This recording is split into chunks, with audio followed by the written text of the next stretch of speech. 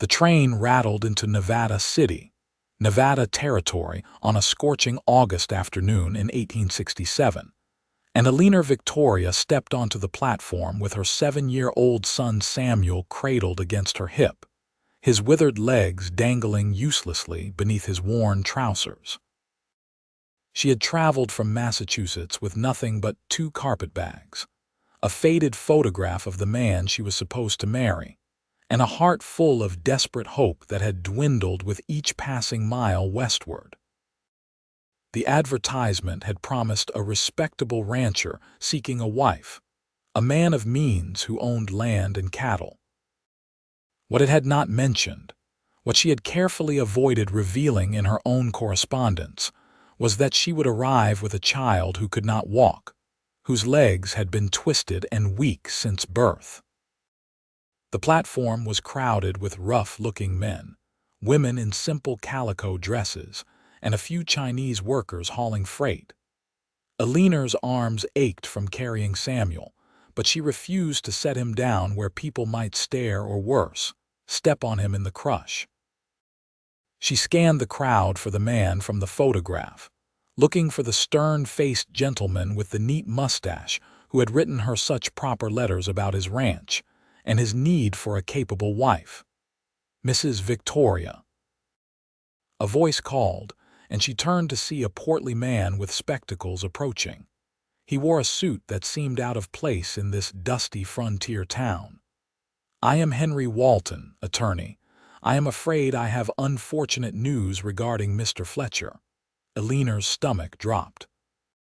She shifted Samuel's weight and steadied herself. "What news?" "Mr. Fletcher passed away 3 weeks ago. A riding accident. I sent a telegram to Boston, but you must have already departed." He looked genuinely apologetic.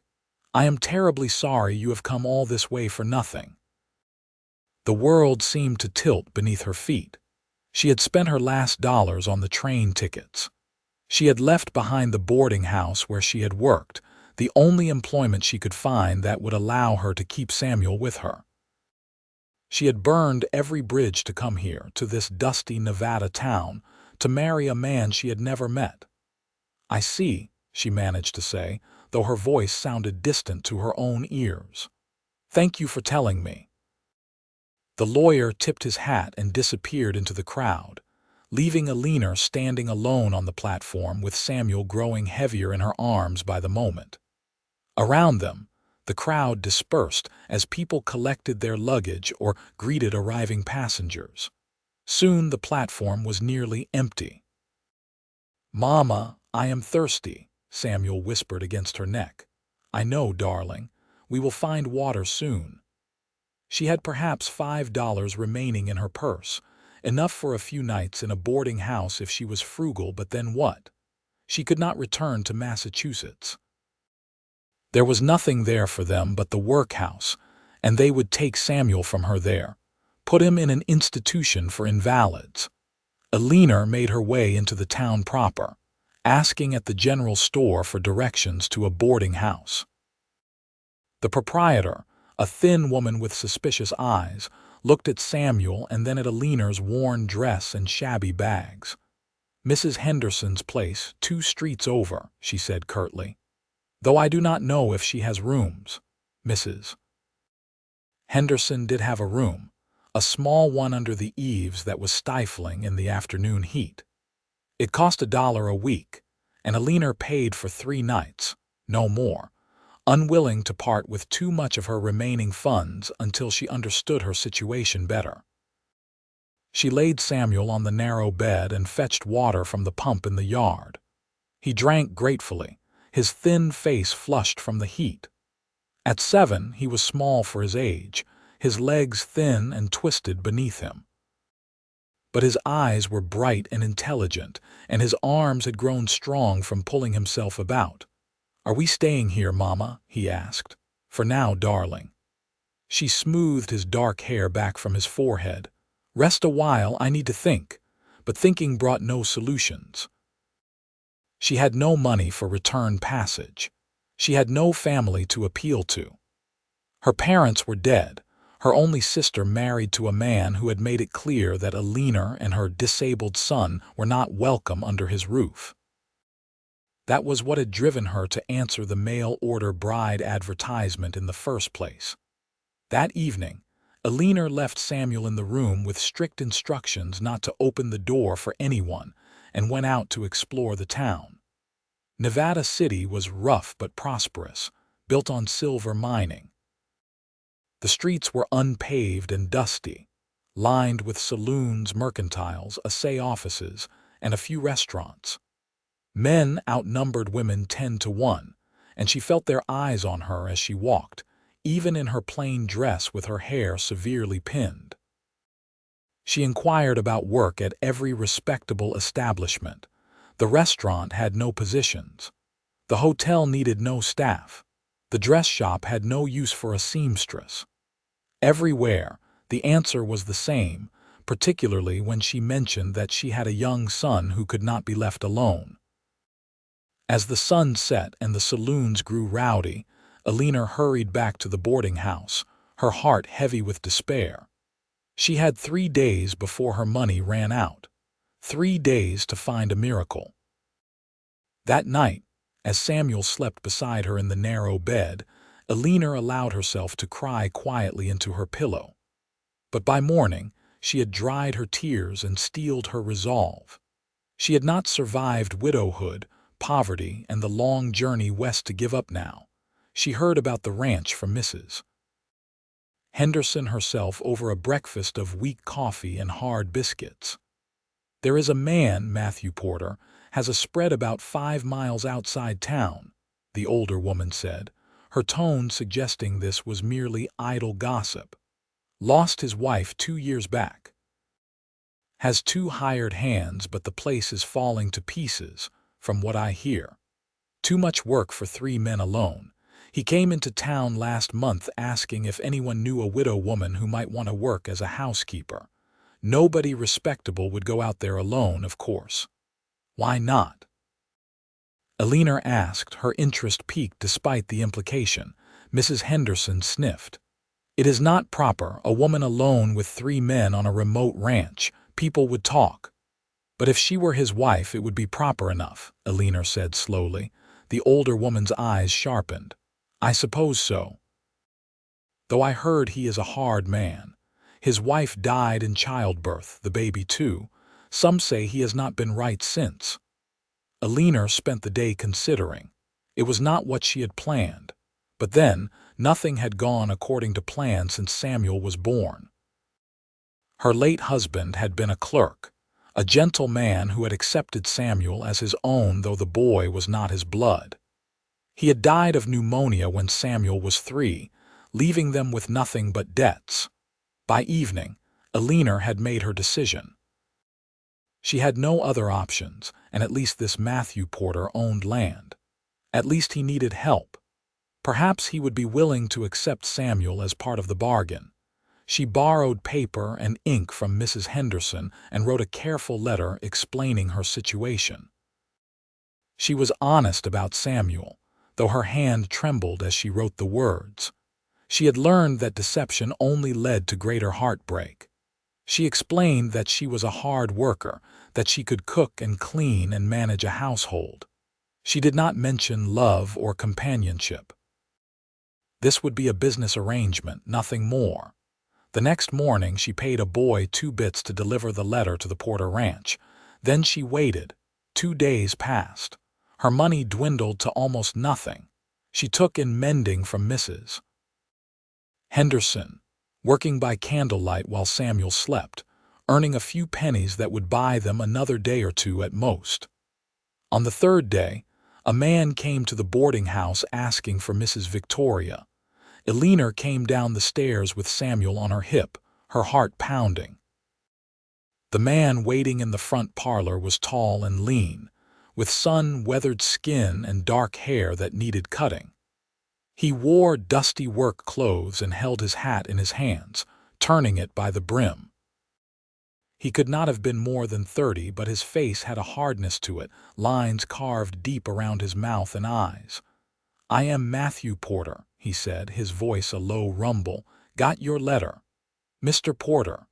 Eleanor stood straight, refusing to show her desperation. This is my son, Samuel. Matthew's dark eyes moved to the boy and then to the way Eleanor held him. His expression did not change. The boy cannot walk. No, sir. He was born with his legs twisted, but he is clever and good-natured, and he will not be a burden to you. The words came out firmer than she felt. Matthew studied Samuel for a long moment. The boy met his gaze steadily, not shrinking back. Finally, Matthew looked back at Eleanor. Can you cook? Yes, sir. Manage a house, wash, clean, mend? Yes, sir. It is hard work. The ranch is not a mansion, it is rough living. I am accustomed to hard work, Mr. Porter. He was quiet for a moment, still turning his hat in his hands. I will be honest with you, Mrs. Victoria. I am not looking for a love match. My wife died 2 years ago, and that part of me died with her. But I need help on the ranch. The house is a disaster in my hands, and I are eating burned beans more often than not. I can offer you marriage, a roof over your head, and food. You and the boy would be provided for. In return, you would keep the house and cook the meals. That is the bargain. It was the most unromantic proposal Eleanor could have imagined, but it was also honest. She appreciated that. I understand, Mr. Porter. I am not seeking romance either. I am seeking security for my son and myself. If you can offer that, then I accept your terms. One more thing. Matthew's jaw tightened. The boy. I will not have him coddled. This is a working ranch. If he is to live here, he will do what he can to contribute. I will not support dead weight. Eleanor's arms tightened protectively around Samuel, but before she could speak, Samuel's small voice piped up. I can work, sir. I can use my hands. I am quite strong in my arms. Matthew's eyes moved back to the boy, and for the first time, something like approval flickered across his face. We will see about that. He looked back at Eleanor. I will come for you tomorrow morning with the wagon. We can have the minister marry us before we head back to the ranch. That is, if you are certain. I am certain, Mr. Porter. He nodded once, put his hat back on his head, and left without another word. That night, Eleanor lay awake beside Samuel, wondering what she had just agreed to. Matthew Porter was nothing like the gentleman she had expected to marry. He was hard and blunt, and he had made it clear he wanted nothing from her but housework. But he had not turned them away. He had not looked at Samuel with pity or disgust, and he had offered them a home. It would have to be enough. The next morning dawned clear and hot. Eleanor dressed in her best dress, a dark blue calico that was faded but clean. She pinned her light brown hair carefully and packed their few belongings into the carpet bags. Samuel wore his only good shirt and the trousers she had carefully mended the night before. Mrs. Henderson watched them leave with pursed lips and disapproving eyes, but Eleanor did not care. She was done caring what people thought. Matthew arrived promptly at 9 in a wagon pulled by 2 sturdy horses. He helped Eleanor up onto the seat and then, without asking, lifted Samuel and placed him gently on the seat beside her. His hands were careful despite his rough manner. The minister's house was on the edge of town. The ceremony was brief and businesslike. Matthew produced a gold ring that had obviously belonged to his first wife, and Eleanor tried not to think about that as he slipped it onto her finger. She was now Eleanor Porter. Samuel was now Samuel Porter. They had a name and a home. The ride to the ranch took nearly an hour. The landscape was harsh and beautiful, all red rock and scrub brush with mountains rising in the distance. Matthew did not speak during the journey, his attention on the horses and the rutted road. Eleanor held Samuel and tried to calm her nerves. The ranch, when they finally reached it, was more primitive than she had expected. The house was a simple wooden structure, 2 rooms at most, with a covered porch across the front. There was a barn, a corral with several horses, and what looked like a bunkhouse for the hired hands. Beyond that stretched open rangeland where she could see cattle grazing in the distance. Matthew pulled the wagon up in front of the house and helped Eleanor down. He lifted Samuel and, without a word, carried him into the house, setting him down on a chair by the table. The interior was dim and dusty. There was a main room with a fireplace, a large table, a few chairs, and a makeshift kitchen area. A doorway led to what she assumed was a bedroom. Every surface was covered in dust and grime. Dirty dishes were stacked by a wash basin. The floor had not been swept in weeks, perhaps months. "The bedroom is through there," Matthew said. "You and the boy will take it. I will bunk with the hands." "That is not necessary," Eleanor said quickly. "I can make a place for Samuel and myself out here. You are my wife now. You take the bedroom. That is final." His tone left no room for argument. He showed her around briefly. The well was behind the house. The privy was beyond that. There was a root cellar for storage. The barn held 3 cows that needed milking, chickens that needed tending, and a milk cow. "My hands are Jack and Tom," Matthew said as 2 men emerged from the barn. "They handle the cattle and the heavy work. Jack, Tom, this is my wife Eleanor and her son Samuel." The 2 men were young, perhaps in their early 20s, both lean and weathered from outdoor work.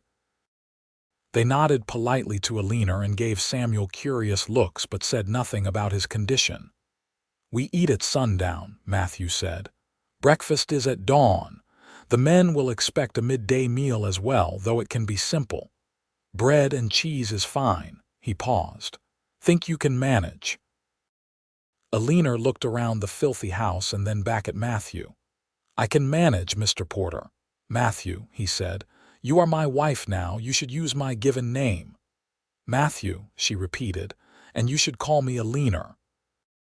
He nodded once and then left, returning to his work as if this had been nothing more than any other business transaction. Eleanor spent the rest of that first day cleaning. She sent Samuel to sit on the porch where he could watch and keep out of the way. She heated water and scrubbed dishes. She swept the floors, chasing out spiders and mouse droppings. She washed windows and aired out blankets. The bedroom was in better condition than the main room, but still dusty and stale. There was a large bed with a rope frame, a washstand, and a trunk. By late afternoon, her back ached and her hands were raw, but the house was beginning to look habitable. She found supplies in the root cellar: flour, beans, salt pork, dried apples. Not much to work with, but enough. She made biscuits and beans with salt pork for supper and strong coffee. It was simple fare but plentiful. When she called the men in for the meal, they came with clean hands and faces, having washed at the pump outside. They ate in silence at first. Eleanor sat with Samuel, helping him manage his plate. The men ate as if they had not seen a decent meal in months, though the food was nothing special. "This is fine cooking, madam," Jack finally said. "Much better than our efforts." "Thank you," Eleanor replied. Matthew ate without comment, but she noticed he took 2 helpings of biscuits and cleaned his plate. After the meal, the men returned to evening chores. Eleanor washed the dishes and got Samuel ready for bed. The bedroom felt strange and intimate. This had been the room Matthew had shared with his first wife. Eleanor tried not to think about that as she helped Samuel into his nightshirt and tucked him into one side of the large bed. "Mama, is this our home now?" Samuel asked. "Yes, darling, this is our home. I like Matthew. He has kind eyes, even though he sounds gruff." Eleanor kissed his forehead. "Sleep now. Tomorrow will be a busy day." She sat on the edge of the bed for a long time after Samuel fell asleep, listening to the unfamiliar sounds of the ranch settling for the night. She was married to a stranger. She was living in a harsh wilderness. But for the first time in years, she felt a small measure of hope. The days fell into a pattern. Eleanor rose before dawn to start breakfast. She cooked, cleaned, mended, and tended the kitchen garden she found behind the house. The work was endless but satisfying. The house slowly transformed from a bachelor disaster into a proper home. Samuel spent his days on the porch, watching the ranch activities. Eleanor worried he would be lonely or bored, but he seemed content. He called to her often to look at things he had seen. A hawk circling overhead, horses in the corral, the cattle in the distance. Matthew remained distant. He was polite but formal, speaking to her only about household matters. He worked from dawn until dark, pushing himself relentlessly. He slept in the bunkhouse with Jack and Tom, despite Eleanor's repeated assurances that she could make other arrangements. A week passed, then two. Eleanor began to understand the rhythm of the ranch. She learned which cow gave the most milk, which chickens were the best layers. She learned that Matthew took his coffee black and strong, that Jack liked extra butter on his biscuits, that Tom had a sweet tooth. She also learned that Matthew went to the small cemetery plot on the hill every Sunday morning before breakfast. She could see him standing there from the kitchen window, his hat in his hands, his head bowed. He never spoke about his first wife, and Eleanor never asked. One morning, nearly 3 weeks after their arrival, Eleanor carried breakfast scraps out to the chickens and found Matthew in the barn with Samuel. She stopped in the doorway, watching. Matthew had rigged up a kind of seat on a low stool, and Samuel was sitting there, holding a piece of leather and a needle, his small hands working carefully. "Like this?" Samuel asked, his tongue caught between his teeth in concentration. "Not bad," Matthew said. "Keep your stitches even." A bridle is only as strong as its weakest stitch. "What are you doing?" Eleanor asked from the doorway. Both looked up. Samuel's face was bright with pleasure. "Matthew is teaching me to mend tack. He says even though my legs do not work, my hands work just fine and good leather work is valuable." Matthew stood, wiping his hands on his pants. Boy needs something to do besides sit on the porch all day. If he is going to live on a ranch, he should learn ranch skills. Leather work he can do sitting down. Eleanor's throat tightened. She had expected, at best, tolerance for Samuel. She had not expected this quiet acceptance, this practical effort to include her son in the life of the ranch. "Thank you," she said quietly. Matthew's eyes met hers for a moment. "He has good hands. He will be useful." It was not poetry, but it was more than Eleanor had dared to hope for. After that, Samuel spent part of each day in the barn with Matthew, learning to mend harnesses and bridles, to oil saddles, to do the detailed handwork that was needed on a ranch. His small fingers proved clever, and Matthew was a patient teacher, though his instructions were gruff and brief. Eleanor watched her son bloom under the attention. Samuel had always been bright, but isolated, knowing he was different from other boys.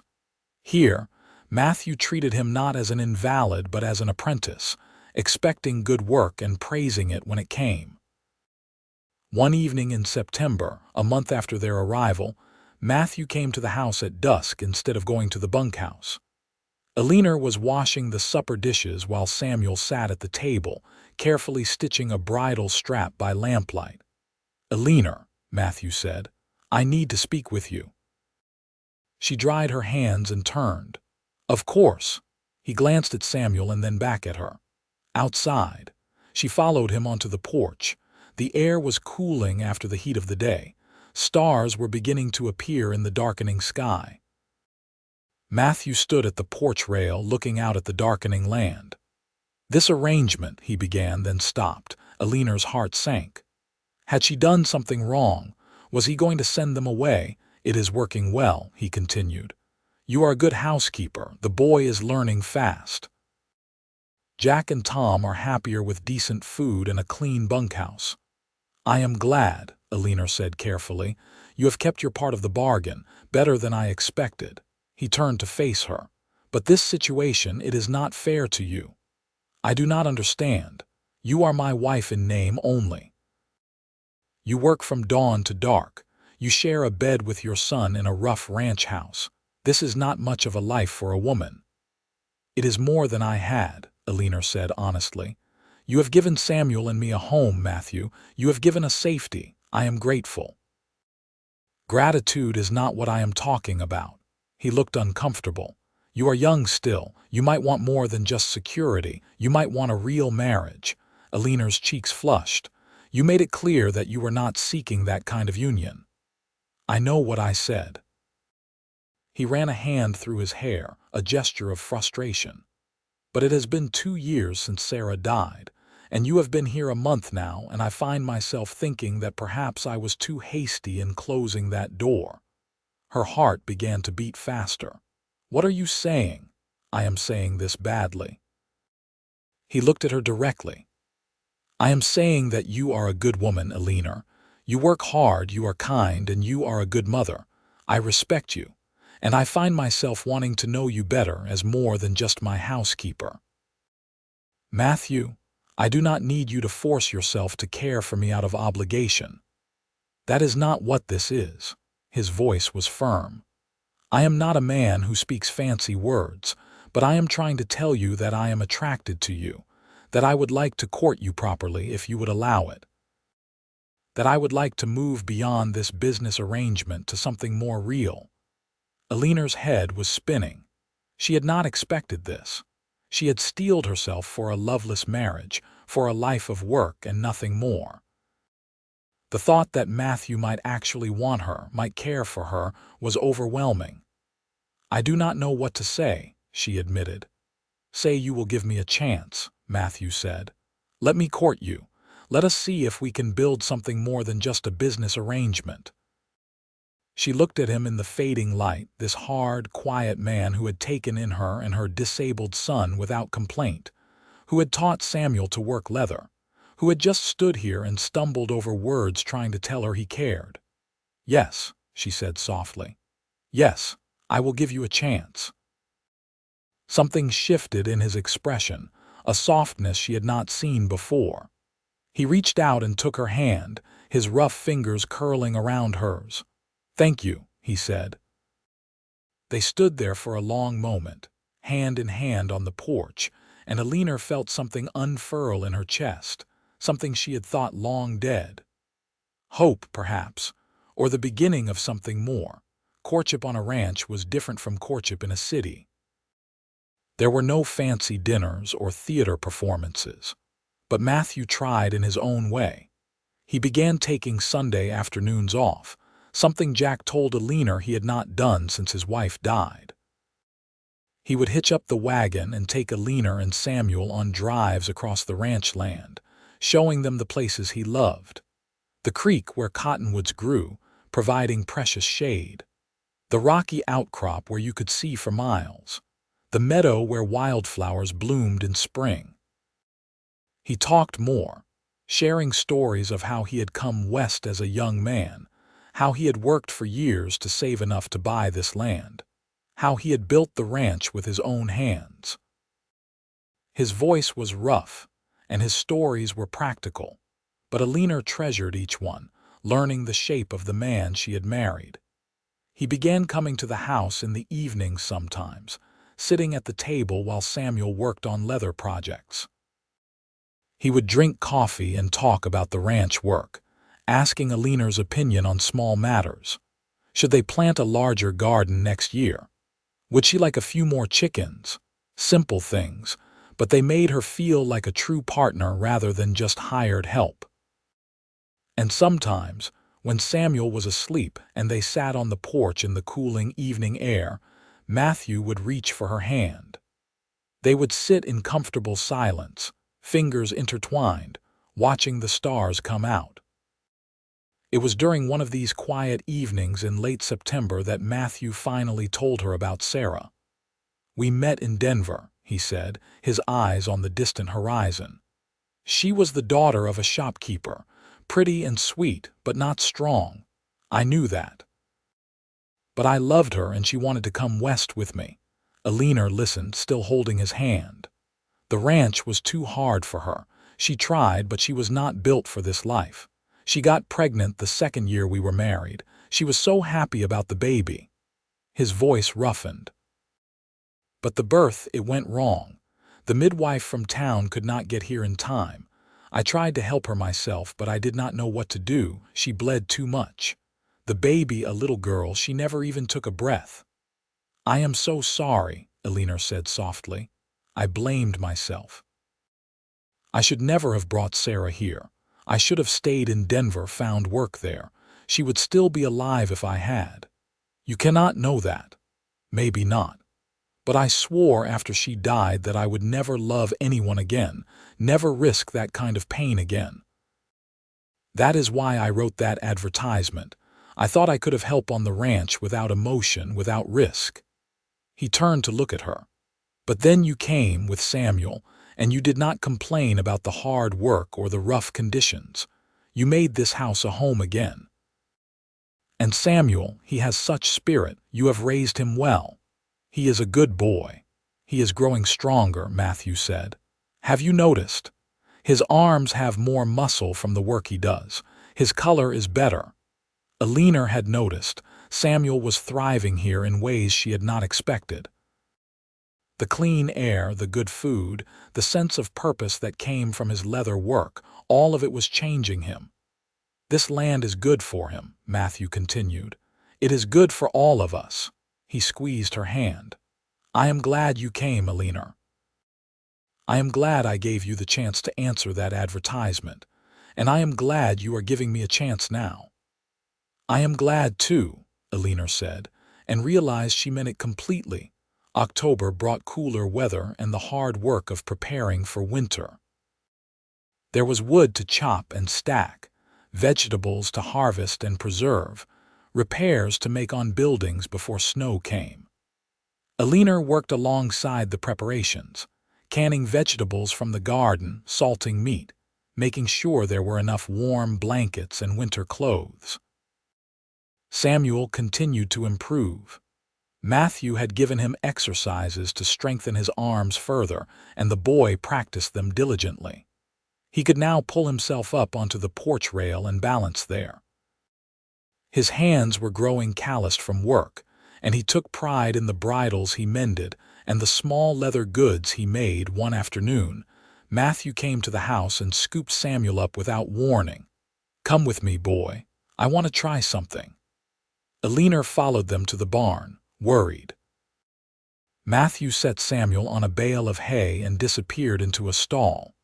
He emerged leading the oldest, gentlest horse on the ranch, a mare named Buttercup who was too old for hard work but still sound. "I have been thinking," Matthew said. "Your legs might not work for walking, but they might hold you on a horse if we secure them right." Samuel's eyes went wide. "Really? We will try it carefully. If it does not work, we will stop, but I think it might work." Matthew looked at Eleanor. "With your permission." Eleanor's first instinct was fear. What if Samuel fell? What if he was hurt? But she saw the hope blazing in her son's eyes and swallowed her terror. "Carefully," she said. Matthew lifted Samuel onto Buttercup's back. The mare stood perfectly still as Matthew positioned the boy's legs on either side of her broad back. He took a long piece of soft rope and carefully secured Samuel's legs to the stirrups, not tight enough to hurt, but enough to provide stability. "How does that feel?" Matthew asked. "Strange," Samuel said, "but good." Matthew took the lead rope and began walking slowly around the corral. Eleanor stood at the fence, her heart in her throat. But Samuel sat straight on the mare's back, his hands gripping the saddle horn, a huge smile spreading across his face. "Mama, look. I am riding." Eleanor felt tears spring to her eyes. She had never imagined this, never dared to dream that her son might ride a horse. Matthew walked Buttercup around the corral several times, gradually increasing the pace to a slow walk. Samuel's balance improved with each circuit, his body learning to move with the horse. When they finally stopped and Matthew lifted Samuel down, the boy was flushed and happy. "That was amazing. Can we do it again tomorrow?" If your mother agrees, Matthew said, looking at Eleanor. She wiped her eyes quickly. Yes, yes, of course. That night, as she tucked Samuel into bed, he was still talking about riding. Did you see, Mama? I was sitting up so high I could see everything. And Buttercup is so gentle. Matthew says with practice I might be able to ride by myself someday. Can you imagine? It was wonderful, darling. Matthew says my legs might not work for walking, but they can work for other things. He says I just have to figure out what those things are. Samuel's eyes were thoughtful. I like it here, Mama. I like Matthew. Do you think he might be my papa someday? Eleanor's breath caught. Would you like that? Yes, he is teaching me so many things, and he does not treat me like I am broken. He just treats me like I am me. I like him too, Eleanor admitted. Very much. I know, I see how you look at him. Samuel grinned. And how he looks at you. Like you are both happy when you are together. Out of the mouths of children, Eleanor thought. Her 7-year-old son had seen what she was only beginning to admit to herself. She was falling in love with Matthew Porter. November arrived with frost on the ground in the mornings. Matthew had the men bring in the cattle from the far pastures to the closer range where they could be watched during the winter. It was hard work, long days in the saddle. Eleanor kept food hot and ready, knowing the men would be exhausted when they came in. She made hearty stews and fresh bread, apple pies from the dried fruit, strong coffee. The house was warm and welcoming when they stumbled in after dark. One evening, Matthew came to the house alone. Jack and Tom had gone to town for supplies and would spend the night there. Samuel was already asleep. Eleanor, Matthew said, standing in the doorway, may I come in? Of course. This is your house. It is our house, he corrected gently. He came inside and closed the door behind him. I wanted to talk to you alone. Eleanor's heart began to race. There was something different in his manner tonight, a nervousness she had not seen before. The first snow will come soon, he said. Winter is hard here. Once it sets in, we will be trapped on the ranch for weeks at a time, maybe months. I understand. Eleanor, I have been courting you for 2 months now. I think you know my feelings for you have grown beyond mere respect or appreciation for your work. I know, she said softly. Mine have grown too. He stepped closer. I am not good with pretty words, but I need you to know that I love you. Not the way I loved Sarah, that was different. We were both young and foolish. This is deeper, steadier. You are strong where she was fragile. You are practical where she was fanciful. You make this house a home. You have brought light back into my life. And Samuel, he is a fine boy. I have grown to care for him as if he were my own son. Eleanor's eyes filled with tears. Matthew, I love you too. I did not expect to. I thought this would just be a business arrangement. But you have been so kind to us, so patient. You have given Samuel confidence and purpose. You have made me feel valued and cherished. I love you completely. He closed the distance between them and cupped her face in his work-roughened hands. Then be my wife truly. Not just in name, but in every way. Let me move back into this house, into our bedroom. Let us be a real family. Yes, she whispered. Yes, Matthew. He kissed her then, gently at first, then deeper as she responded. It had been so long since Eleanor had been kissed, since she had been held with tenderness and desire. She melted into his embrace, her hands coming up to grip his shirt. When they finally broke apart, both were breathing hard. I should check on Samuel, Eleanor said. They went to the bedroom together. Samuel was deeply asleep, curled on his side of the large bed. Matthew looked down at the boy with something like tenderness. We will need to make him his own bed, Matthew said quietly. Perhaps in the main room near the fireplace where it is warm. Yes, Eleanor agreed. They went back to the main room and Matthew banked the fire while Eleanor tidied needlessly, suddenly nervous. I will move my things from the bunkhouse tomorrow, Matthew said. Tonight I should sleep out there one more night. Give us time to prepare properly. You do not have to. This is your house. He came to her and took her hands. I want to do this right, Eleanor. Tomorrow we will tell Samuel together. We will make him a proper bed. Tomorrow night I will come to you as your true husband. Is that all right? She nodded, grateful for his consideration. That is more than all right. He kissed her once more, soft and sweet, and then left for the bunkhouse. Eleanor stood in the quiet house, touching her lips, barely believing how much her life had changed. 4 months ago, she had been desperate and alone in Boston. Now she was standing in a ranch house in Nevada, loved by a good man with her son thriving and happy. It was more than she had ever dared to dream. The next morning they told Samuel over breakfast. The boy's face lit up like the sunrise. Does this mean Matthew is going to be my papa? Matthew looked at Eleanor, then at Samuel. If you would like that, I would be honored to be your father. I would like that very much. Samuel launched himself from his chair, and Matthew caught him, holding the boy close. Over Samuel's head, Matthew's eyes met Eleanor's, and the love there took her breath away. They spent the day rearranging the house. Matthew and Jack built a sturdy bed for Samuel near the fireplace. Eleanor made it up with warm blankets and pillows. Samuel was delighted with his new sleeping spot, declaring it perfect for watching the fire at night. Matthew moved his few belongings from the bunkhouse. It was strange to see his spare shirts hanging beside her dresses, his shaving things on the washstand next to her hairbrush. Strange but wonderful. That night, after Samuel was asleep in his new bed, Matthew came to the bedroom where Eleanor waited. She was nervous, shy in a way she had not been even as a young bride. But Matthew was patient and tender, taking his time, making sure she felt safe and cherished. Their union was sweet and passionate by turns. Afterward, Eleanor lay in Matthew's arms, her head on his chest, listening to his heartbeat.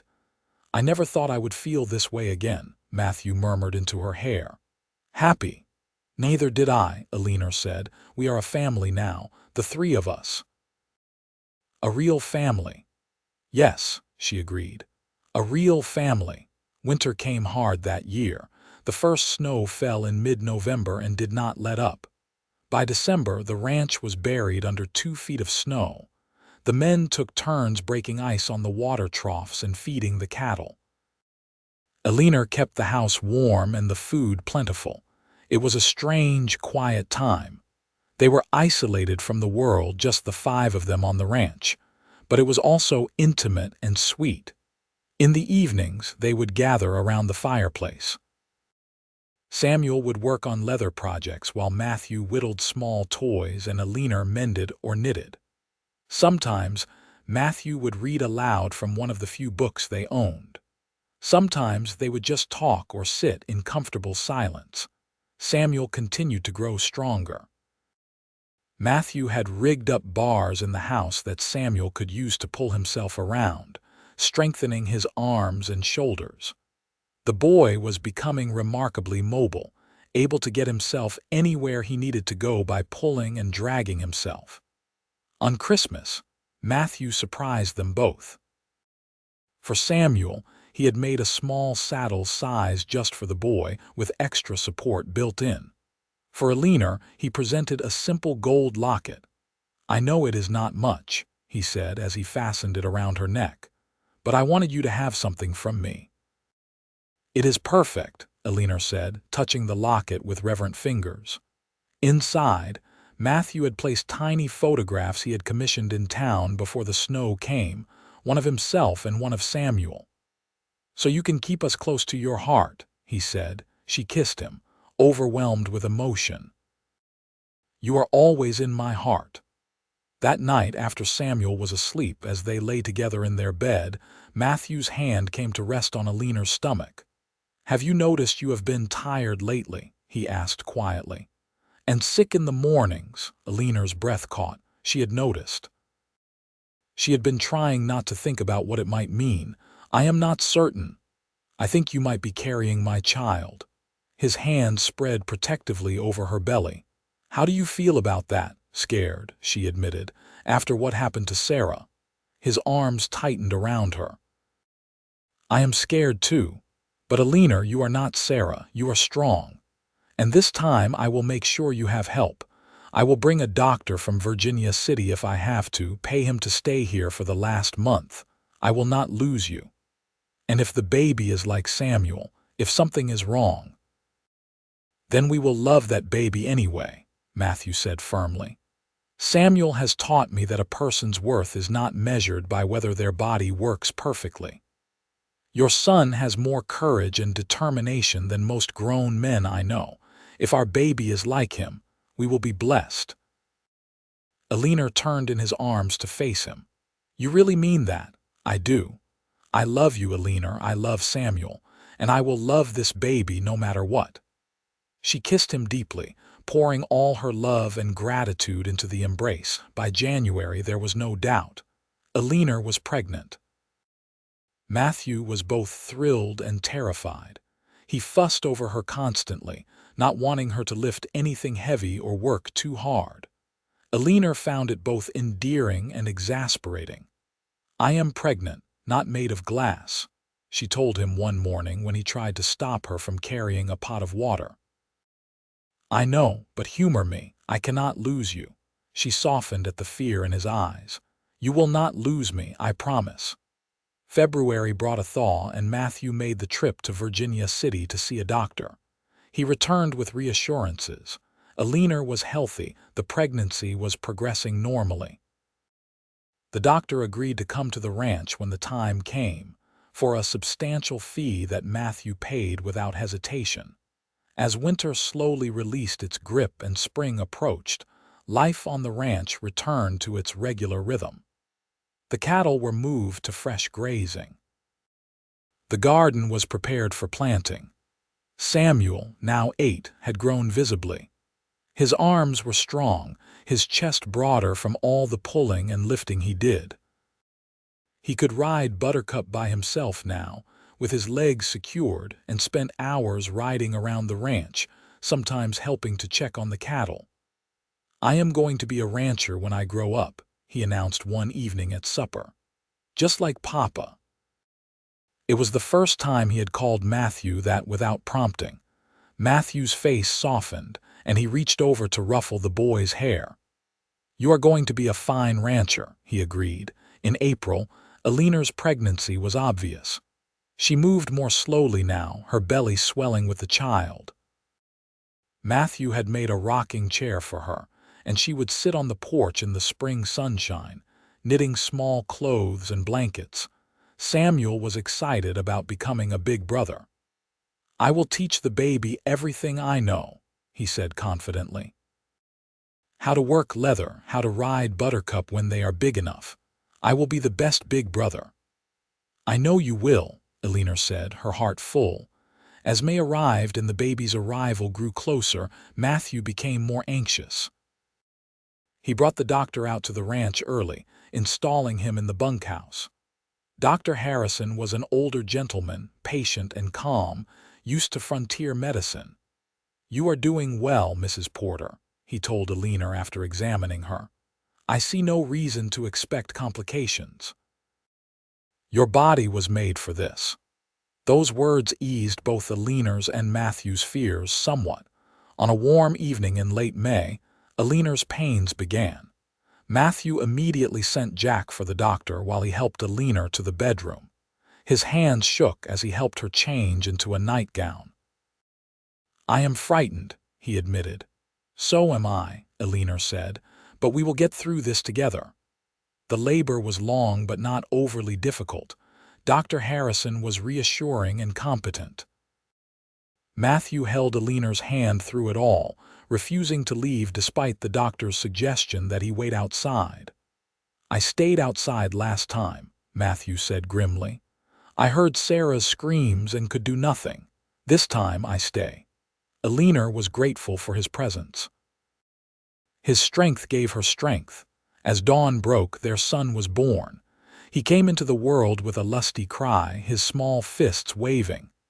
"A healthy boy," Dr. Harrison announced, placing the baby in Eleanor's arms.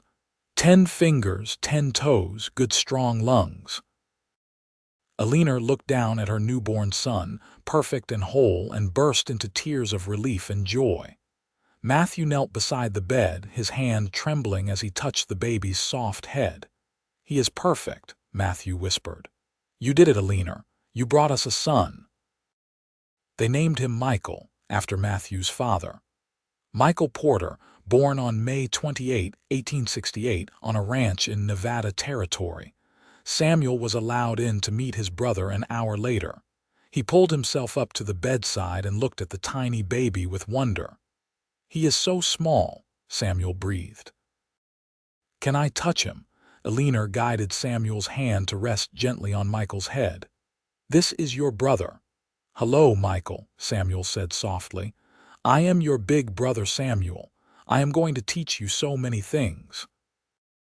The baby's tiny hand wrapped around Samuel's finger, and the boy's face lit up with pure joy.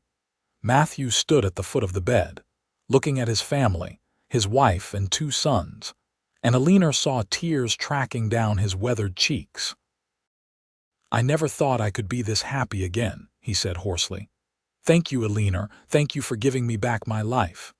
"Thank you for giving us a home," Eleanor replied, "for loving us." "Always," Matthew promised. "I will always love you, all of you."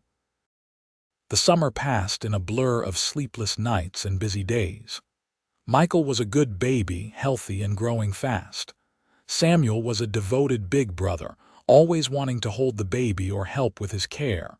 The ranch prospered. The cattle were healthy, the calves were strong. Matthew hired another hand to help with the increased work, a young man named Peter who was good with horses. Eleanor healed from the birth quickly, her strength returning. By August, she was back to managing the household, though Matthew still tried to spare her the heaviest work. One evening, as they sat on the porch watching the sunset, Michael asleep in Eleanor's arms and Samuel working on a leather belt beside them, Matthew took Eleanor's hand. "You remember when you first arrived?" he asked. "How I said the boy would grow strong on this land? I remember." "I was right. Look at him."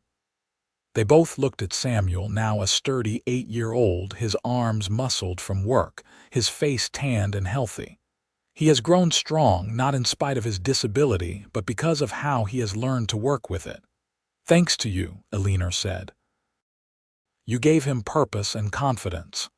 And you gave me a reason to live again," Matthew said. "You and Samuel and now Michael, this family, it saved me." "We saved each other," Eleanor corrected. He kissed her temple gently. "Yes, we did."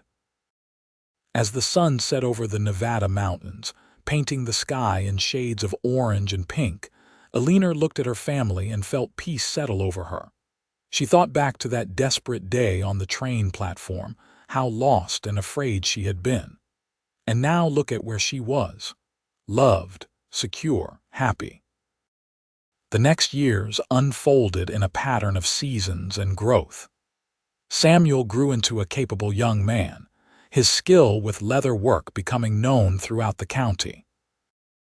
Despite his inability to walk, he could ride as well as any cowboy, and he helped manage the ranch from horseback, checking fence lines and watching over cattle. When Samuel was 10, Matthew designed and built him a wheeled chair that Samuel could push himself in, giving him even more independence around the ranch and in town. It was a simple design, a sturdy wooden chair with large wheels that Samuel could turn with his strong arms. With it, he could move around the ranch yard, go to the barn, even go into town. Michael grew into a lively, active boy, walking at 10 months and running everywhere by the time he was 2. He adored his older brother, following Samuel around whenever possible, watching everything he did. "Sammy, teach me," became his constant refrain. Samuel was patient with his little brother, showing him how to work leather, how to ride, how to help with ranch chores. The bond between the two brothers was deep and strong. In 1871, Eleanor gave birth to a daughter. They named her Rose, and she was the image of her mother, with light brown hair and soft gray eyes. Matthew was besotted with his daughter, this tiny girl who wrapped his calloused finger in her small hand and owned his heart completely. The ranch continued to prosper. Matthew expanded the herd, bought more land. They built a larger house, with real bedrooms for the children and a proper kitchen. Eleanor finally had the space to create a true home. Samuel grew into a handsome young man.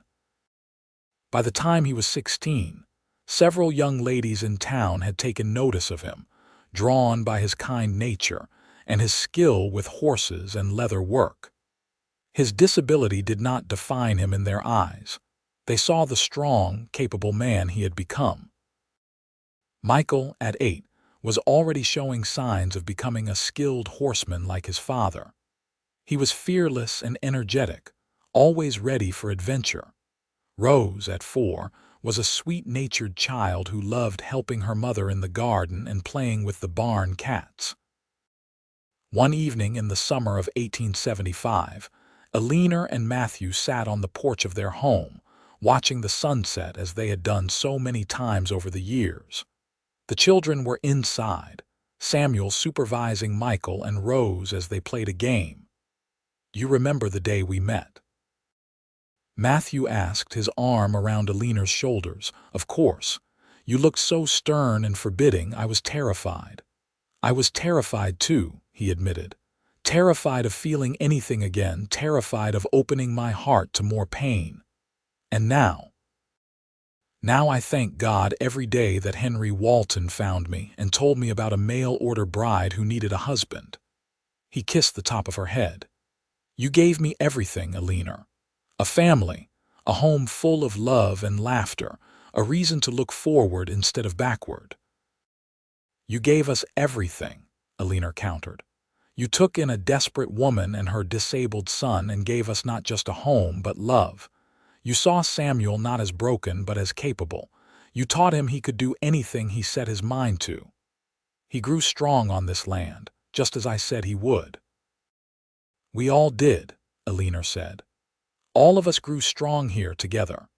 From inside, they heard Samuel's laughter mixing with Michael's giggles and Rose's delighted squeals. It was the sound of a happy family, the sound of home. Matthew stood and pulled Eleanor to her feet, drawing her into his arms. "Dance with me. There is no music. We do not need music." They swayed together on the porch as the last light faded from the sky, two people who had found each other in the most unlikely of circumstances and built a life together that neither could have imagined.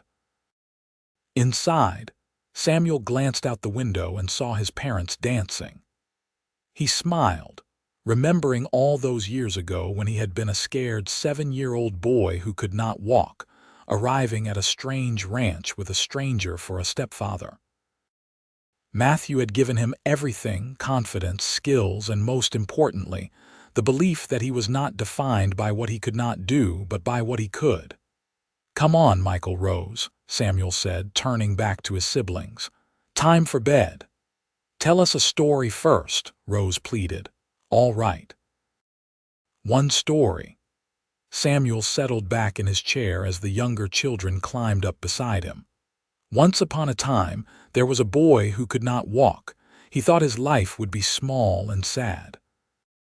But then he came to a magical place called a ranch, where a kind man taught him that being different did not mean being less. The boy learned to ride horses and work with leather. He learned that he was strong in his own way, and he lived happily ever after with his family who loved him." "Is that story about you, Sammy?" Rose asked.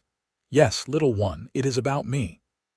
"I like that story," Michael said sleepily. "So do I," Samuel agreed. "So do I." Outside, Matthew and Eleanor continued to dance under the stars, their hearts full, their lives complete. They had both come to this land broken in different ways, but together they had healed. Together they had built something beautiful. The ranch would continue for generations. Samuel would eventually marry a kind woman from town who saw past his disability to the remarkable man beneath. They would have children of their own who would grow up on the land, learning the values of hard work and acceptance. Michael would take over the running of the ranch when Matthew grew older, expanding it further, always guided by the principles his father had taught him. Rose would become a teacher, bringing education to the children of the territory, but she would always return to the ranch, to the home her parents had built. And Matthew and Eleanor would grow old together, surrounded by children and grandchildren, watching their legacy unfold across the Nevada land they loved. But that was all to come.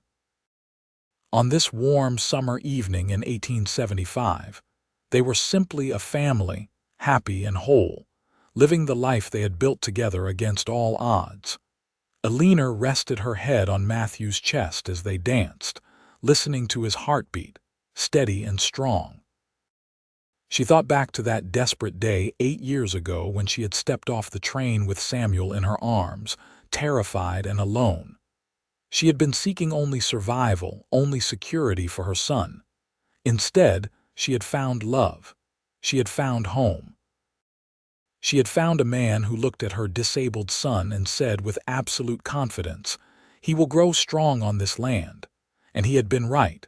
They had all grown strong on this land, strong in body and spirit and heart. "I love you," Eleanor whispered. "I love you too," Matthew replied. Always and forever. As the stars wheeled overhead and the warm Nevada night embraced them, Matthew and Eleanor Porter danced on, two souls who had found each other in the vast wilderness and created something precious and lasting.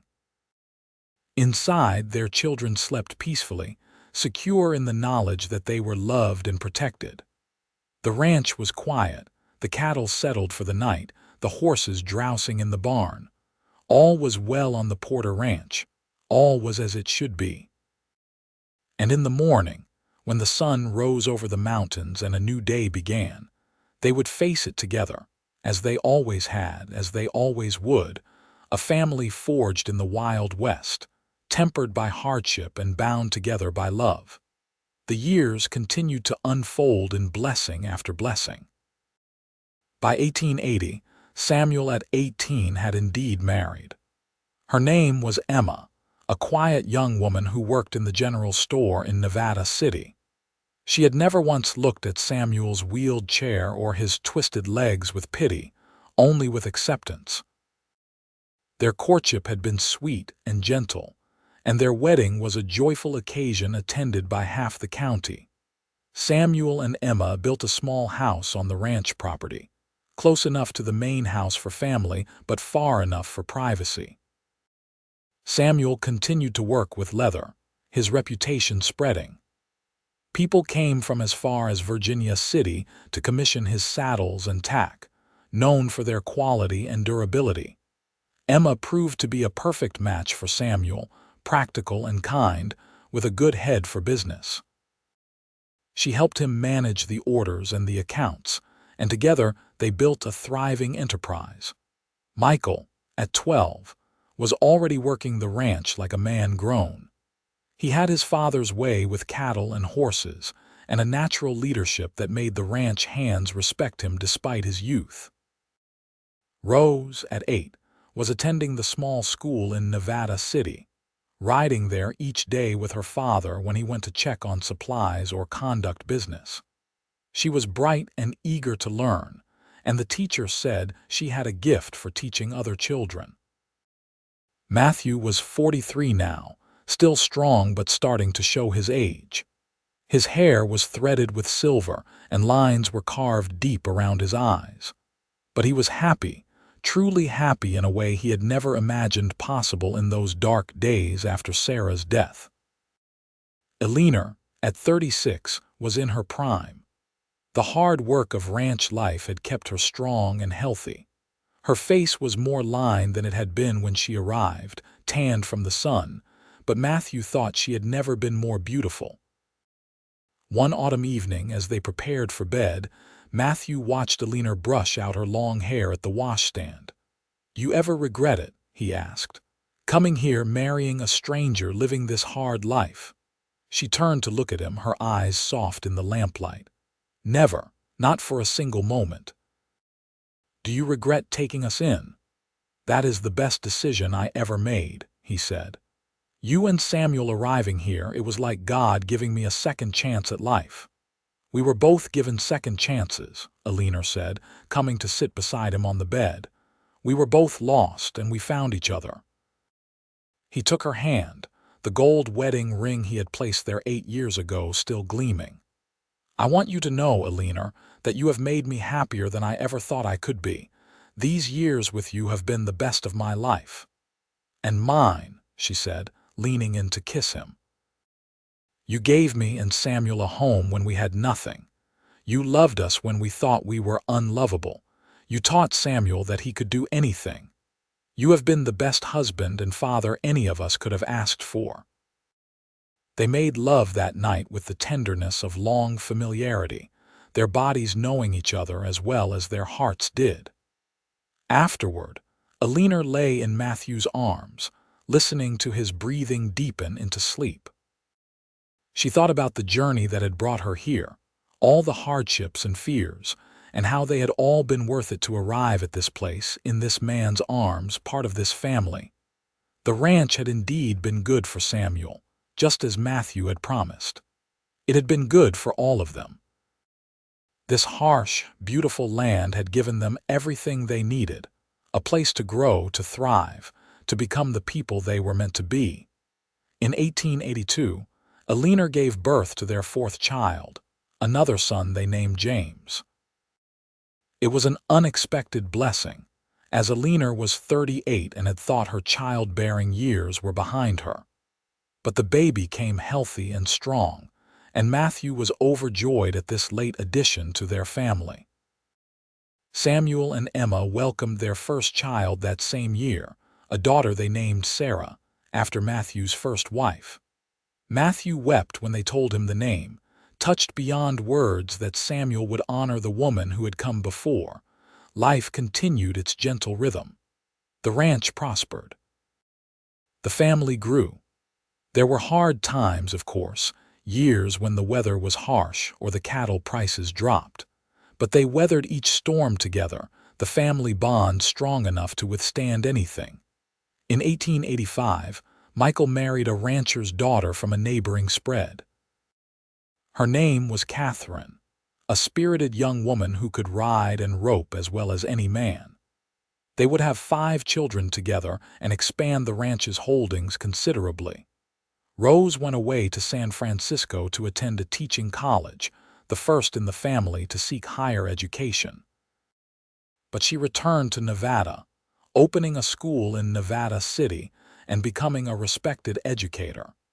She married late, at 28, to a doctor who came to practice in the growing town. They would have 2 children, and Rose would continue to teach until she was 60. Samuel's leather business continued to grow. He and Emma had 4 children total, 3 girls and a boy. Despite his disability, Samuel proved to be an engaged and active father, teaching his children all the skills he had learned, showing them that limitation was just another word for challenge to overcome. James, the unexpected late blessing, grew up adored by his older siblings. He would eventually become a lawyer, bringing a different kind of skill to the family, handling the legal aspects of the ranch as it grew and evolved. In 1890, Matthew and Eleanor celebrated their 23rd wedding anniversary. Matthew was 53, Eleanor 46. They sat on the porch of the home they had built together, watching the sun set over land they had worked and loved for more than 2 decades. 23 years, Eleanor mused. Sometimes it feels like yesterday that I stepped off that train, so scared and desperate. And sometimes it feels like we have been together forever, Matthew added. He still held her hand when they sat together, still touched her with tenderness and desire. We have built a good life, Eleanor said. The best life, Matthew corrected. "Look at what we have created together. 4 children, 9 grandchildren so far, a ranch that spans thousands of acres, a family business that employs half the county. All because you took a chance on a desperate mail-order bride and her disabled son. All because you were brave enough to come west, to take a chance on a hard, broken man who thought he could never love again." They sat in comfortable silence, watching the colors paint the sky. Around them, the ranch hummed with life. In the near distance, they could hear Samuel's children playing. Further out, the cattle lowed. In the barn, horses stamped and nickered. "You think Samuel is happy?" Eleanor asked suddenly. It was a question she had asked herself many times over the years. "I think he is," Matthew said. "He has Emma who loves him. He has his children. He has his work. He has purpose and meaning. What more could any man want?" "I used to worry so much about what his life would be," Eleanor admitted. "When he was small and could not walk, I thought he would be forever limited, forever dependent. But you brought him here and he found his strength." "You found his strength," Eleanor corrected. "You saw it in him when no one else did. You taught him to believe in himself." "We did it together," Matthew said. "You gave him life and love. I gave him opportunity and confidence. Together, we gave him the tools he needed to build a good life for himself." "He will grow strong on this land," Eleanor quoted softly. "You said that the very first day you met him, and you were right. This land is good for people who are willing to work hard and not give up," Matthew said. "Samuel has more determination than anyone I have ever met. This land just gave him the space to show what he was capable of." As the stars began to appear, their children and grandchildren gathered for supper. It was a Sunday tradition, the whole family eating together. The large dining room Matthew had built onto the house years ago was full of noise and laughter. Matthew and Eleanor sat at opposite ends of the long table, their children and grandchildren filling the spaces between. They looked at each other across the length of the table, across the years of their life together, and smiled. This was what they had built. Not just a ranch, not just a business, but a family, a legacy, a life full of love and purpose. After supper, as the younger grandchildren played and the adults talked, Samuel wheeled himself out to the porch where his parents sat. "I wanted to thank you," he said without preamble. "For what?" Matthew asked. "For everything. For taking us in when we had nothing. For teaching me that I could do anything I set my mind to. For being my father when you did not have to be." Samuel's voice was thick with emotion. "I am 30 years old now with a wife and children of my own. I have a successful business. I have a good life. And it is all because you believed in me." Matthew stood and embraced his oldest son. "You did the hard work, Samuel. You took what I taught you and made something of it. I am proud of you. I have always been proud of you. I love you, Papa. I love you too, son."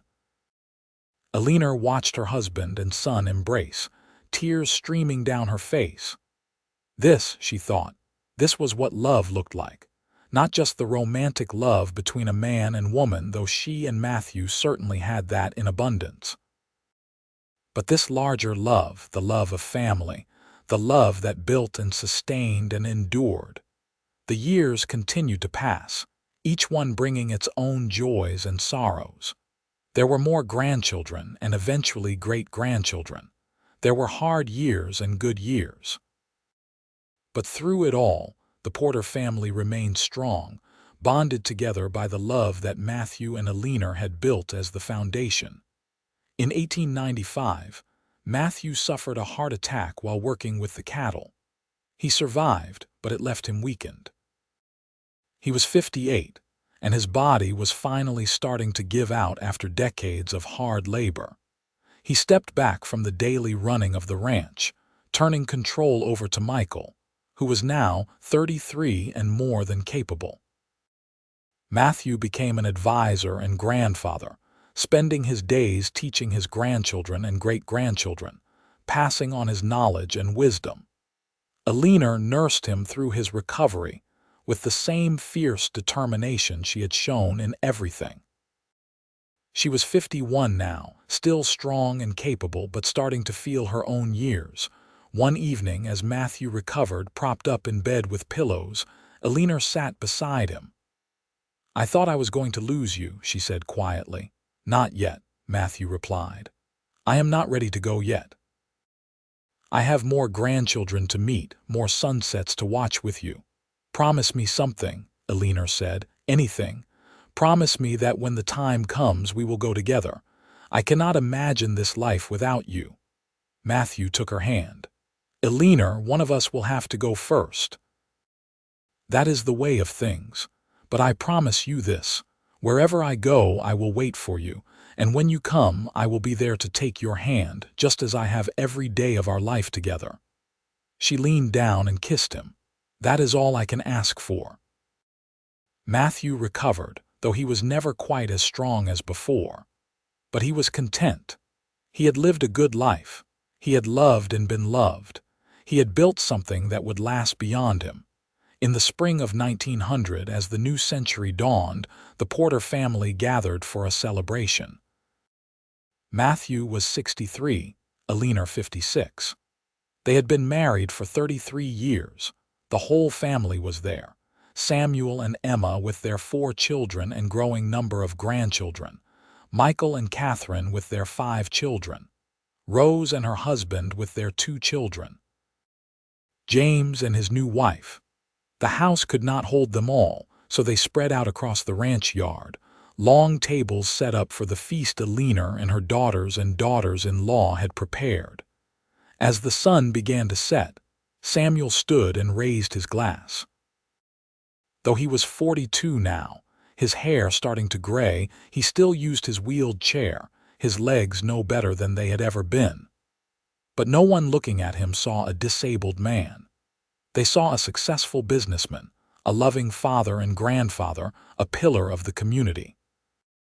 "I want to make a toast," Samuel said, and the family quieted. "To my parents, Matthew and Eleanor Porter. 33 years ago, my mother stepped off a train in Nevada City with me in her arms. We had nothing, no money, no prospects, no hope. She had come to marry a man she had never met, and when that man died before she arrived, she thought we were finished." He looked at Matthew and Eleanor, his eyes shining. "But then my father came along. He took us in, not because he had to, not because he pitied us, but because he needed help and my mother needed a home. It was supposed to be a business arrangement, nothing more. But instead they built something beautiful. They built a family. They built a legacy." Samuel wheeled himself closer to his parents. "Papa, you told me that first week that I would grow strong on this land. You were right. I did grow strong, not just in body but in spirit. You taught me that I could do anything I set my mind to. You taught me that being different was not being less. You gave me everything." He turned to Eleanor. "Mama, you gave me life and love. You never gave up on me, even when things were darkest. You brought me here to this place, to this family. You gave me the best possible life." He raised his glass higher. "To Matthew and Eleanor Porter, the best parents anyone could ask for. May we all be as blessed as they have been. May we all love as deeply as they love. May we all build something as lasting and beautiful as what they have built here. To Matthew and Eleanor." The family chorused, raising their glasses. Matthew stood, pulling Eleanor up with him. He looked out at his family, at the children and grandchildren and great-grandchildren, at the legacy he and Eleanor had created. "Thank you, Samuel," he said, his voice rough with emotion. "But the truth is, you gave us as much as we gave you. You taught me how to love again. You reminded me that life was worth living. You showed me that strength comes in many forms." He turned to Eleanor, taking both her hands. "And you, my dear wife, you saved me. I was a bitter, broken man before you came. You brought light back into my life. You gave me a family, a purpose, a reason to look forward instead of back. These 33 years with you have been the greatest blessing of my life." He kissed her there in front of everyone, a kiss that held 33 years of love and partnership and devotion. The family cheered and applauded. Then the party continued, music and laughter filling the warm spring air. Later, as the party wound down and the grandchildren were put to bed, Matthew and Eleanor slipped away to their favorite spot, the porch overlooking the land they loved. "We did well, did we not?" Matthew said, his arm around Eleanor's shoulders. "We did better than well," Eleanor replied. "We built a legacy of love. What more could we ask for?" "Nothing," Matthew said. "We have everything that matters." They sat in silence, watching the stars come out, listening to the sounds of their family settling for the night. The ranch was quiet and peaceful, full of the promise of tomorrow. Matthew Porter and Eleanor Victoria Porter had come together as strangers, two broken people seeking only survival. But together, they had built something extraordinary. They had created a family, a home, a legacy that would endure for generations. Samuel had indeed grown strong on this land, just as Matthew had promised. But more than that, they had all grown strong together. They had learned that love was not just romance or passion, though there had been plenty of both. Love was also partnership and commitment. Love was showing up every day and doing the work. Love was looking at someone else's challenges and saying, "We will face this together." Love was a desperate woman getting off a train with her disabled son, and a hard, lonely man saying, "You will do." Love was 33 years of sunrises and sunsets, of good years and hard years, of children born and loved and raised to be good people. Love was this, sitting on a porch with the person you had chosen to walk through life with, knowing you would choose them again every single day. "I love you," Eleanor whispered. "I love you too," Matthew replied. "Always and forever." And as the stars wheeled overhead and the Nevada night embraced them, Matthew and Eleanor Porter sat together, their hands intertwined, their hearts full, their life complete. They had both been seeking something when they met. Eleanor seeking security for her son, Matthew seeking help on his ranch. But what they had found was so much more. They had found love, partnership, family, purpose, and meaning. The mail-order bride had brought her disabled son, and the cowboy had said he would grow strong on this land. And he had. They all had. This was their happily ever after, not perfect, not without challenges or sorrows, but real and lasting and full of love. And that, in the end, was everything.